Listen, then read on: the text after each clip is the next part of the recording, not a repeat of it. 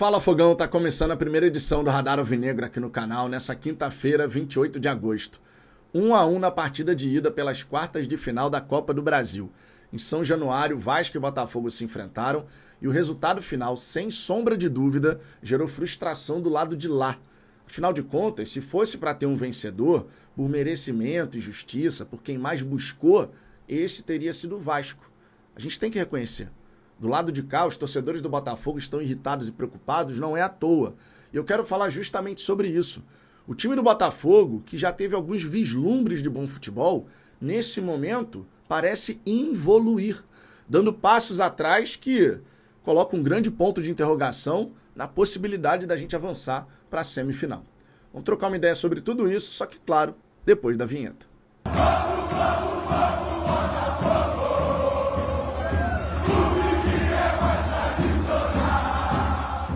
Vamos lá, Fogão. Antes de mais nada, eu peço por gentileza para você deixar o seu like, clica também no botão hypar. O YouTube dessa forma distribui melhor o conteúdo e com isso a gente consegue seguir crescendo. Estamos mirando 62 mil inscritos, mais um degrau rumo aos 70 mil e com a moral de vocês a gente vai chegar lá. Aproveita esse momento inicial do vídeo para te convidar para a programação de hoje aqui no Fala Fogão. Vai ter a tradicional live da hora do almoço por volta de 1h05 da tarde. Vai ter também a transmissão de Bahia e Fluminense. É um confronto que interessa a todos nós. Tá do nosso lado da chave na Copa do Brasil e daí, portanto, vai sair o adversário de Botafogo ou Vasco, espero eu que seja o Glorioso, muito embora no Newton Santos a gente não esteja fazendo por onde, eu acredito que, temos totais condições de fazer valer o nosso mando de campo com o apoio da nossa torcida. E, claro, te convido também para a live de 10h05, onde a gente faz o fechamento do dia do Botafogo, enfim, muito conteúdo, muita informação por aqui. Dito isso, vamos em frente. Olha, tem muita coisa para falar sobre o jogo de ontem, mas acima disso até, tem coisas importantíssimas para serem destacadas sobre esse trabalho inicial do David Ancelotti. Então, para organizar o pensamento, antes de falar sobre Vasco e Botafogo, aquilo que precisa melhorar para a gente poder buscar essa classificação, eu queria falar também sobre o treinador. Tem dois pontos principais que estão me gerando grande incômodo nesse momento em relação ao trabalho do Ancelotti. O primeiro deles, leitura do jogo. Aquilo que está acontecendo na partida para você poder promover as mudanças necessárias de modo que o Botafogo possa melhorar dentro dos confrontos. Pegando o jogo do Vasco como parâmetro, no intervalo estava muito claro e evidente que você precisava mexer na estrutura do time. Estava muito claro e evidente. Não era uma questão de, talvez... Não tinha como achar que você ia mudar o que estava acontecendo só na base da conversa. Era uma questão também de ordem tática. Você precisava ter mais jogadores no meio de campo. O Botafogo não tinha meio. Aí você volta para o segundo tempo com o mesmo time. E consegue voltar pior do que você estava no primeiro tempo. Porque por volta ali até os 12 minutos do segundo tempo, o Vasco estava amassando o Botafogo. O John fez 3 defesaças, a bola bateu no travessão ainda, num dado momento. Teve aquele lance do Marlon Freitas que a galera reclamou pênalti, na minha opinião não foi. Inclusive, por falar em pênalti, no primeiro tempo, tem um agarrão pra cima do Cris Ramos, muito claro na frente do Daronco, que ninguém falou nada. Mas o Cris Ramos claramente foi agarrado, não sei se você chegou a ver esse lance. Pesquisa aí nas redes sociais que você vai encontrar. Pesquisa, na verdade, lá no perfil do Fabiano Bandeira, no Twitter. Dá uma pesquisada que você vai ver. Claramente foi agarrado e nada foi falado, ninguém comentou nada, enfim. Mas fato é que o retorno do Botafogo para o segundo tempo, por conta dessa decisão do Ancelotti de não alterar a estrutura da equipe, foi péssimo. Se no primeiro tempo, para ficar ruim, tinha que melhorar, no segundo tempo a gente conseguiu ficar abaixo de tenebroso. Nós fizemos, o time do Botafogo, o técnico do Botafogo, fez o Vasco, que tá tomando taca de geral, parecer um time muito bom. Esse foi o nível. Esse foi o nível. Começo do jogo do Botafogo, com essa estrutura tática que foi pensada, com os dois centroavantes, ele foi interessante. Os primeiros 10 minutos. O Botafogo começou a atacar pelos lados, cruzamento do Telles encontra o Arthur Cabral, cabeceia ali pelo lado do gol, depois insiste numa outra jogada de cruzamento, os dois centroavantes se projetando, o Cabral vai lá, faz um cabeceio maravilhoso, 1-0. Aí você pensa, pô, 1-0 cedo, você vai esfriar o ambiente do estádio. E isso, de fato, aconteceu durante um período. Então o Botafogo vai, né, pressionar, pô. Fez 1-0, aproveita ali. Pode dar uma desestabilizada no time da casa, a torcida pode começar a ficar inquieta. Mas o Botafogo não fez isso. O Botafogo fez 1-0 e deu uma arrefecida. E aí o Vasco começou a entrar dentro do confronto e começou a tomar conta. O Botafogo começou a errar todas as suas saídas de bola. Para não cometer um erro grosseiro, chutava essa bola lá para frente e virou um ping-pong. É novidade para você isso? É novidade? Você já tinha visto isso antes, certo? No time do Botafogo. Pega, por exemplo, o jogo contra a LDU, lá na altitude. Ping-pong. Lançamento, bola voltava. Lançamento, bola voltava. Lançamento, a bola voltava. Foi exatamente o que aconteceu no primeiro tempo contra o Vasco. E não é uma coisa pontual o erro de saída de bola desse ou daquele atleta. Porque se assim fosse, você tirava aquele jogador que está errando toda hora e coloca um outro no lugar dele. Só que não é o caso. Errou o John, errou o Barbosa, errou o Telles, errou o Vitinho, errou o Marlon, errou o Danilo, errou o Pantaleão. Todo mundo em algum momento errou. Todo mundo em algum momento forçou um passe que não deveria ter forçado. Todo mundo em algum momento precisou esticar uma bola lá na frente. Por quê? Porque o time não está tendo uma saída de bola minimamente qualificada. E quando todo mundo está errando, a culpa, a responsabilidade é de quem? A principal. Não é o único responsável, mas a principal é de quem? Se todo mundo está errando, de quem é a principal responsabilidade? Do técnico. Aí você vai para o intervalo e não faz uma mudança tática. Passa um determinado período, o Vasco amassando o Botafogo por uma necessidade, porque o Cris Ramos teve a questão da pancada na cabeça, por uma necessidade o Savarino entra. E aí quando ele coloca mais um jogador no meio de campo, o time do Botafogo melhora. Nossa, sério? Você colocou mais um jogador no setor em que você não estava ganhando nada e você começou a pisar no campo de ataque? Pois é.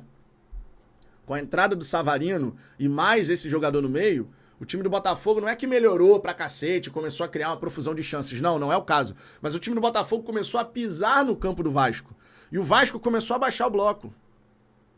Tanto é que em dado momento, aquele Vasco que estava em cima, pressionando, ele passa a ser o time que dá o chutão pra frente, se livra da bola. O Vasco estava sem saída em dado momento. E o Botafogo estava dando indícios de que, continuando naquela pegada, poderia chegar e fazer o gol. De repente, até o gol da vitória. Um gol que poderia dar uma vantagem, assim, sensacional. Só que o David Ancelotti, ainda falando sobre o treinador especificamente, o David Ancelotti, quando ele começa a promover as mudanças, ali por volta dos 77, ele torna o time do Botafogo um verdadeiro Frankenstein. Manteve o Arthur, que não era nem para ter sido titular, que não está justificando ser titular. Ele coloca o Newton, empurra o Danilo pra frente. Pra que isso, cara? Pra que isso? No momento que o seu time era melhor que o adversário, no momento que o seu time começa a ganhar o meio e pisar no campo de ataque, você faz essa mudança? Porra, meu irmão. A leitura do jogo tá equivocada, o timing pra mexida tá errado, e quando mexe, acaba errando também. Não tinha justificativa pro Arthur seguir na equipe. Não tinha justificativa. No momento que o Botafogo era melhor, não era botar o Newton. Não era empurrar o Danilo para jogar como terceiro homem. Era você colocar um Santi, um Jefinho, um Matheus Martins, conforme entrou, mas eram dois jogadores de ataque. Eram dois jogadores de ataque. Ah, mas se tivesse tomado gol, você estaria cornetando. Irmão, futebol é um cobertor curto. Você vai melhorar no jogo, o seu adversário está sem saída, a gente não estava sendo pressionado mais pelo Vasco, era a hora de subir a temperatura. Era a hora de realmente pressionar o Vasco. Porque a gente ganhou terreno. Mas não foi isso que o David Ancelotti fez. Aí agora, falando sobre o jogo em si. Erros que a gente viu na equipe do Botafogo que não são novos. Bola aérea defensiva. Tá virando, e já virou, na verdade, um Deus nos acuda. Bola aérea defensiva na área do Botafogo, meu irmão. Meu irmão. Contra o Juventude tomamos gol assim. E o Juventude ganhou várias vezes a bola lá no alto. Contra o Vasco, que tem como principal jogada cruzamento na área, a gente foi lá e vacilou. Toma um gol, não consegue lidar bem com essas bolas. Não consegue. Isso precisa ser melhorado. Porque quando a gente pegar uma equipe que verdadeiramente é muito forte nesse tipo de jogada, teremos dor de cabeça muito maior do que foi ontem. Muito maior do que foi contra o Juventude. Muito maior do que foi, por exemplo, até contra o Sport lá na Ilha do Retiro. Porque vamos lembrar, naquele jogo, já sob o comando do Ancelotti, o Sport ele venceu umas 5, 6 vezes a jogada aérea na nossa área. É porque não tinha qualidade para cabecear melhor. Mas a gente perdeu uma jogada atrás da outra. Ou seja, é algo que vem acontecendo e que pode sim nos prejudicar bastante. Precisa melhorar. Saída de bola, conforme falei, tava pavoroso. Pavoroso. Chutão pra frente, à torta e à direito. Quando todo mundo tá errando, é questão tática, não é só questão de jogador. Ah, o John errou, o Barbosa errou, o Marlon errou. Pô, meu irmão, os caras estão errando, todo mundo tá errando. É uma questão de ordem tática. Você não tá criando as linhas de passe necessárias para você conseguir sair jogando.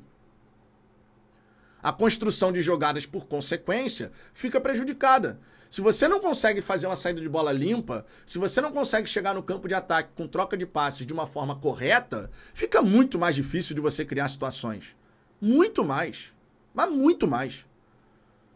São questões, são valências na equipe que a gente precisa ver evoluir.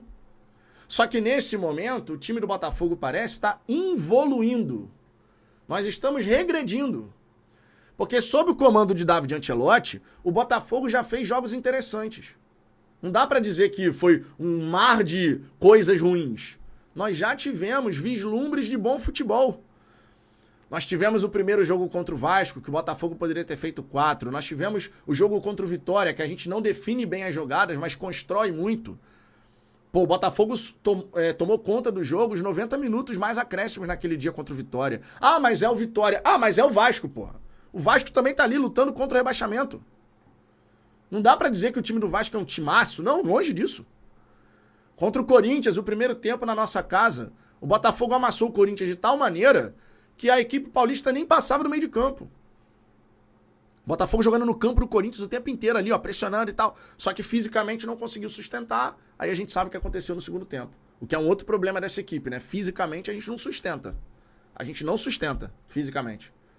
Aí você não é só uma questão do Ancelotti, tem uma questão das 3 comissões técnicas, não sei o quê, enfim. Contra o Palmeiras, com o time reserva no primeiro tempo, no Nilton Santos, o Botafogo foi melhor que o Palmeiras. Desperdiçou 2 oportunidades cara a cara, vai lá o Palmeiras num contra-ataque, gol. E aí o segundo tempo, uma negação. Nós já tivemos vislumbres de bom futebol sob o comando de David Ancelotti, mas no recorte recente, a equipe do Botafogo está muito aquém. Muito aquém. E essa situação do Ancelotti não ter a leitura correta e não mudar no momento que é necessário, no momento que a partida está pedindo, isso acaba piorando a situação. Porque se o treinador, ele coloca a equipe em campo, ele percebe que algo está dando errado e ele modifica e a equipe evolui, pô, maneiro. Ele tentou uma coisa, viu que não deu certo, mas rapidamente fez uma troca para poder ajustar. Só que isso não está acontecendo. Se fosse no ano passado, o Botafogo empatou por 1-1 em São Januário, Copa do Brasil, quartas de final. Vamos dizer que fosse o ano passado. Todo botafoguense teria a convicção de que no Nilton Santos a gente ia classificar. E não só classificar, a gente ia ganhar e ganhar bem. O time do ano passado não se compara com o time desse ano, eu sei. Tecnicamente, bem superior. E o trabalho do Arthur Jorge também estava muito bem estruturado. Nesse momento, o jogo é na nossa casa. O apoio é da nossa torcida, beleza. Dia 11 de setembro. Mas não existe a mínima possibilidade de dar merda? O Botafogo em 6 jogos no Nilton Santos só venceu 2 partidas. Sendo que uma dessas partidas nem bem jogou. Que foi contra a LDU. Ou seja, o Botafogo só ganhou um jogo no Nilton Santos em 6 jogando bem. Que foi contra o Red Bull Bragantino na mesma Copa do Brasil. que a gente possa se inspirar nesse dia, né? Porque do jeito que a gente jogou ontem, do jeito que a gente jogou partidas recentes, tá tudo em aberto, irmão. Tá tudo em aberto mesmo. Não dá pra cravar nada. Precisamos melhorar. E aí vem a data FIFA, onde o Ancelotti vai ter 7, 6 sessões de treinamento para poder organizar a casa, né? Porque tá feio, ficou feio e eu espero que não fique mais ainda.